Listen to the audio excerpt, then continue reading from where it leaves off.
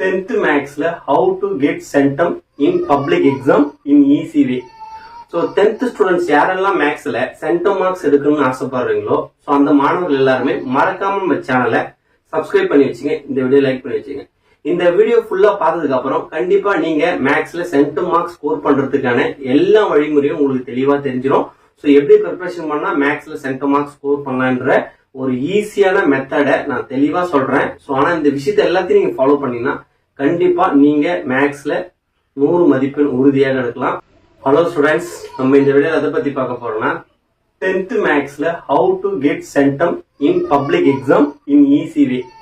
So 10th students யாரெல்லாம் மேக்ஸ்ல centum marks எடுக்கணும்னு ஆசைப்படுறீங்களோ ஸோ அந்த மாணவர்கள் எல்லாருமே மறக்காம நம்ம சேனலை சப்ஸ்கிரைப் பண்ணி வச்சுங்க, இந்த வீடியோ லைக் பண்ணி வச்சுங்க. இந்த வீடியோ ஃபுல்லா பார்த்ததுக்கு அப்புறம் கண்டிப்பா நீங்க மேக்ஸ்ல சென்டம் மார்க்ஸ் ஸ்கோர் பண்றதுக்கான எல்லா வழிமுறையும் உங்களுக்கு தெளிவா தெரிஞ்சிடும். ஸோ எப்படி ப்ரிப்பரேஷன் பண்ணா மேக்ஸ்ல சென்டம் மார்க்ஸ் ஸ்கோர் பண்ணலான்ற ஒரு ஈஸியான மெத்தடை நான் தெளிவா சொல்றேன். ஸோ ஆனா இந்த விஷயத்த எல்லாத்தையும் நீங்க ஃபாலோ பண்ணீங்கன்னா கண்டிப்பா நீங்க மேக்ஸ்ல 100 மதிப்பெண் உறுதியாக எடுக்கலாம். ஸோ ஃபர்ஸ்ட் டைம் நம்ம சேனலை பாக்குறீங்கன்னா 10th ஸ்டூடெண்ட்ஸ் மறக்காம சப்ஸ்கிரைப் பண்ணி வச்சுங்க, இந்த வீடியோக்கு லைக் பண்ணிடுங்க. கடைசியா கமெண்ட் வந்து பார்த்தோன்னா நம்ம எப்படி எக்ஸ்பிளனேஷன் பண்ணிருக்கோம், இந்த மெத்தட் உங்களுக்கு பிடிச்சிருக்கா, இப்படி படிச்சா நீங்க 100 மார்க்ஸ் ஸ்கோர் பண்ண முடியும்னு உங்களுக்கு ஒரு கான்ஃபிடென்ட் வந்துட்டா கீழே வந்து கமெண்ட்ல வந்து பார்த்தோன்னா உங்களுடைய ஃபீட்பேக் தெரிவிங்க. ஸோ வாங்க வீடியோக்குள்ள போயிடலாம். ஸோ ஃபர்ஸ்ட் என்ன பண்ண போறோம்னா மேக்ஸை பொறுத்த வரைக்கும் நமக்கு என்ன பண்ணணும், ஃபர்ஸ்ட் கொஸ்டின் பேட்டர்ன் என்னன்னு ஃபர்ஸ்ட் நமக்கு தெரியணும். ஓகேங்களா, கொஸ்டின் பேட்டர்ன் வந்து ஃபர்ஸ்ட் அனலைஸ் பண்ணிக்க. 1 மார்க்கை பொறுத்த வரைக்கும் உங்களுக்கு 14 1 மார்க் கேட்பாங்க. இந்த 14 1 மார்க் என்ன பண்ணா புக் பேக்ல இருக்கிற எல்லா 1 மார்க்ஸையும் ஃபர்ஸ்ட் படிச்சிருங்க. அதுக்கப்புறம் வந்து பாத்தீங்கன்னா ப்ரீவியஸ் இயர், ஓகேங்களா, 2020 இருந்து 2020 வரைக்கும் மார்ச்ல கேட்ட கொஸ்டினும் அப்புறம் சப்ளிமெண்ட்ல கேட்ட கொஸ்டினும் இந்த வருஷம் நீங்க எழுதிருப்பீங்க பாத்தீங்களா. First midterm, quarterly, second midterm, half yearly revision நடக்கிற எல்லா கொஸ்டின் பேப்பர் வந்து பாத்தீங்கன்னா கலெக்ட் பண்ணி 1 மார்க்ஸ் எல்லாத்தையும் படிங்க. ஓகேங்களா, 1 மார்க்ஸ்ல உங்களுக்கு 14 மார்க். அதுக்கப்புறம் வந்து பாத்தீங்கன்னா 2 மார்க் வந்து பாத்தீங்கன்னா நீங்க 10 கொஸ்டின் எழுதணும். ஆனா உங்களுக்கு வந்து பாத்தீங்கன்னா மொத்தமா 14 கொஸ்டின் கேட்பாங்க. என்னன்னா 15ல இருந்து 28 வரைக்கும். அது 28 மட்டும் கம்பல்சரி கொஸ்டின். அந்த கம்பல்சரி கொஸ்டின் நீங்க எப்படி அட்டன் பண்ணுன்றத நான் தெளிவா சொல்றேன். ஓகேங்களா, அதுக்கப்புறம் 5 மார்க்ஸ் பொறுத்த வரைக்கும் நீங்க 10 5 மார்க் அட்டன் பண்ணணும். கொஸ்டின் நம்பர் 29ல இருந்து 42 வரைக்கும் மொத்தம் 14 கொஸ்டின் கேட்பாங்க. எந்தெந்த சாப்டர்ல எவ்வளவு கொஸ்டின் கேட்பாங்க அப்படின்றது நான் உங்களுக்கு ப்ளூ பிரிண்ட் வந்து பப்ளிக் எக்ஸாம்ல கேட்டு வச்சு அனலைஸ் பண்ணி நான் உங்களுக்கு சொல்றேன். ஸோ 42வது கொஸ்டின் வந்து பாத்தீங்கன்னா கம்பல்சரி கொஸ்டின். அதுக்கப்புறம் வந்து பாத்தீங்கன்னா 43வது கொஸ்டின் வந்து பாத்தீங்கன்னா ஜாமெட்ரியில உங்களுக்கு 8 மார்க் கேட்பாங்க. ஓகேங்களா, 2 கொஸ்டின் கேட்டு அது ஒன்னு சொல்லுவாங்க. 44வது கொஸ்டின் வந்து பாத்தீங்கன்னா கிராஃப், அது வந்து கிராஃப் எப்படி அட்டன் பண்ணணும் அதுவும் உங்களுக்கு தெளிவா சொல்றேன், 8 மார்க்.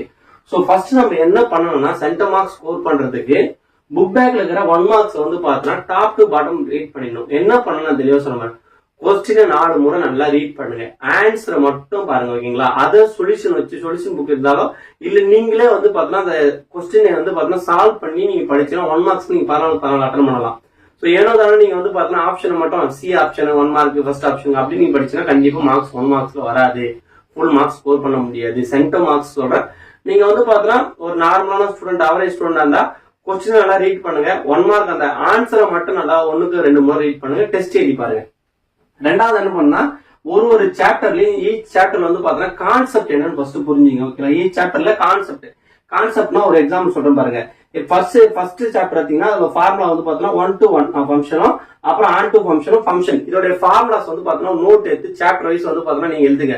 அதுக்கப்புறம் வந்து பாத்தீங்கன்னா எக்ஸசைஸ் எக்ஸாம்பிள். ஓகேங்களா, இப்போ ஒரு ஃபங்க்ஷன் ஒரு 2 மார்க் ஒரு 5 மார்க் இருக்குன்னா அதோடைய ஃபார்முலாஸ் ஒரு கொஸ்டின் கேட்கறாங்களா அந்த எக்ஸசைஸ்ல அந்த எக்ஸசைஸுக்கான ஃபார்முலாஸ் அதே போல வந்து பாத்தீங்கன்னா நீங்க எல்லாத்தையும் படி எழுதி வச்சுக்கணும். ஸோ அப்படி எழுதினா மட்டும்தான் நீங்க ஃபார்முலாஸ் தெரிஞ்சா மட்டும்தான் நீங்க வந்து பாத்தீங்கன்னா சம்ம கரெக்டா போட்டு நீங்க சால்வ் பண்ணி நீங்க ஆன்சர் கொண்டு வர முடியும். அதுக்கப்புறம் வந்து பாத்தீங்கன்னா இந்த மாதிரி ஃபார்முலாஸ் வந்து பாத்தீங்கன்னா எழுதிருக்க மாதிரி சாப்டர் வைஸ் நான் ஃபார்முலாஸ் கூட நான் போட்டுருக்கேன். ஓகேங்களா, அதுக்கப்புறம் என்ன பண்ணேன்னா ட்ரை திஸ்ன்னு சொல்லிட்டு உங்க புக்ல இருக்கும். ஓகேங்களா, அதை நல்லா 1 மார்க்ஸ் ஃபுல் மார்க்ஸ் எழுதுறதுக்கு அதை நல்லா கவர் பண்ணி வச்சுங்க.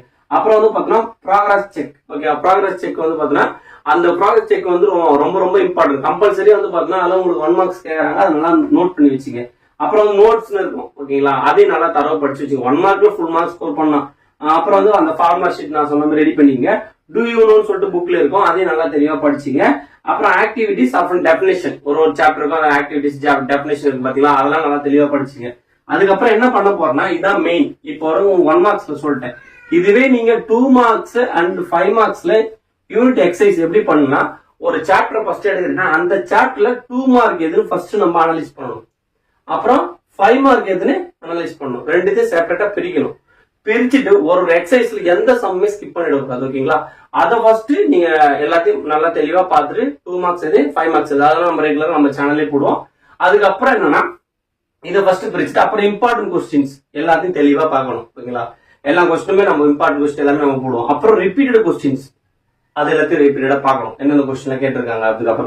அப்புறம் ப்ரீவியஸ் இயர் கொஸ்டின் பேப்பர். ஓகேங்களா? பப்ளிக் எக்ஸாம் 2020 இருந்து 2025 வரைக்கும் பப்ளிக் எக்ஸாம் கொஸ்டின் பேப்பர்ல கேட்கப்பட்ட கம்பல்சரி கொஸ்டின் ப்ராப்ளம் எல்லாம் உங்களுக்கு தெரியுதான்னு பாருங்க. அந்த கொஸ்டினை ரெஃபர் பண்ணுங்க. அதுக்கப்புறம் உங்களுக்கு 2025 நடந்திருக்கு பார்த்தீங்கன்னா ஃபர்ஸ்ட் மீட்டம், குவார்டர்லி, அப்புறம் செகண்ட் மீட்டம், ஹாஃப் இயர்லி, இப்ப 1 மார்க்ஸ் கம்பல்சரி ப்ராப்ளம் தெரியுதா பாருங்க. Geometry graph. ஸோ இதனால நோட் பண்ணி வச்சுங்க. அப்புறம் ஃபார்முலா ஷீட் ரொம்ப ரொம்ப முக்கியம். ஒரு சாப்டருக்கும் நீங்க ஃபார்முலா ஷீட் எழுதி வச்சு படிங்க. அப்புறம் வந்து கம்பல்சரி ப்ராப்ளத்துல வந்து பாத்தீங்கன்னா உங்களுக்கு மோஸ்ட் இம்பார்ட்டன்டான சாப்டர் நான் சொல்றேன் பாருங்க. என்னன்னா உங்களுக்கு ஃபர்ஸ்ட் சாப்டர் இது வரைக்கும் கம்பல்சரி ப்ராப்ளம் கேட்டிருக்காங்க பப்ளிக்ல. அப்புறம் செகண்ட் சாப்டர், 5th சாப்டர், இதுல இருக்கிற எல்லா சம்முமே போட்டு பாருங்க. அதுக்கப்புறம் வந்து பாத்தீங்கன்னா 3வது சாப்டர், 6வது சாப்டர், 7வது சாப்டர், மேக்ஸிமம் 8வது சாப்டர் உங்களுக்கு கேட்க நீங்க ஈஸியா போட்டுருவீங்க. ஆனா 8வது சாப்டர் வந்து கேட்க கொஞ்சம் வாய்ப்பு கம்மி.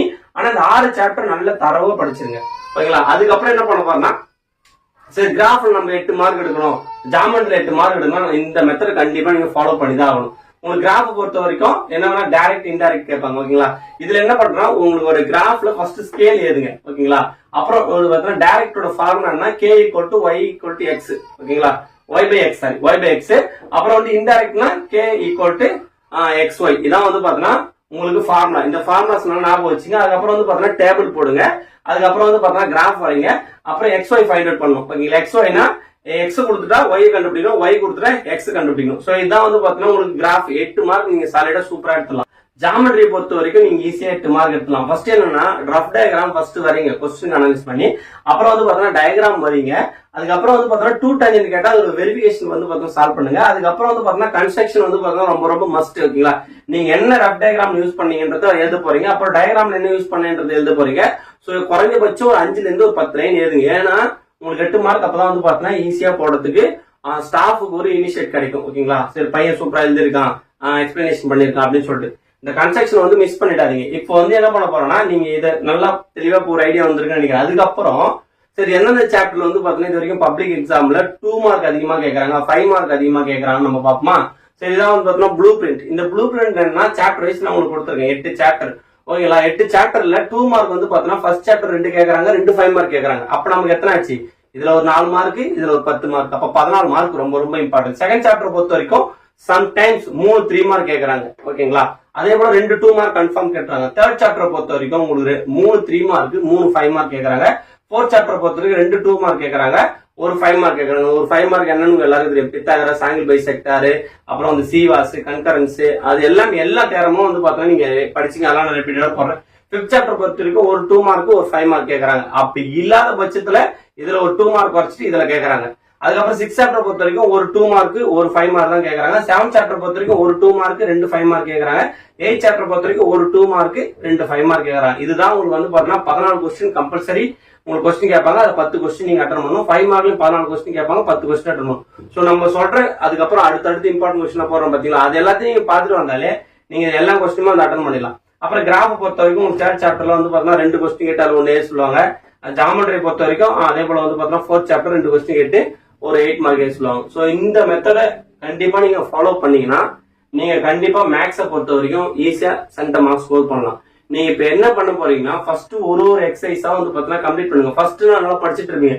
8 சாப்டர்ல இருந்து ஃபர்ஸ்ட் நான் சொன்ன மாதிரி சாப்டர் வைஸ் வந்து பாத்தீங்கன்னா 2 மார்க் இது, 5 மார்க் இது பிரிச்சிருக்கீங்க. இல்லைன்னா நம்ம உங்களுக்கு வந்து பாத்தீங்கன்னா 10th 12th வந்து பாத்தீங்கன்னா டெய்லி மாரத்தான் சீரிஸ் கண்டக்ட் பண்ணலாம்னு இருக்கு மேக்ஸுக்கு மட்டும். உங்களுக்கு ஏன்னா மேக்ஸ் கொஞ்சம் நீங்க எல்லாரும் 100 எடுக்கணும்ல. சோ உங்களுக்காக வந்து பாத்தீங்கன்னா நான் ரெகுலரா உங்களுக்கு வந்து பாத்தீங்கன்னா 2 மார்க், 5 மார்க்ஸ் இம்பார்ட்டன்ட் கொஸ்டின்ஸ், அப்புறம் வந்து பாத்தீங்கன்னா ப்ரீவியஸ் இயர்ல கேட்கப்பட்ட கம்பல்சரி கொஸ்டின், அப்புறம் வந்து பாத்தீங்கன்னா ரொம்ப ரொம்ப ரிப்பீட்டடான எக்ஸாம் கேட்கப்பட்ட கொஸ்டின்ஸ் எல்லாரையும் வந்து பாத்தீங்கன்னா உங்களுக்கு தெளிவா அனலைஸ் பண்ணி நான் கொடுக்குறேன்.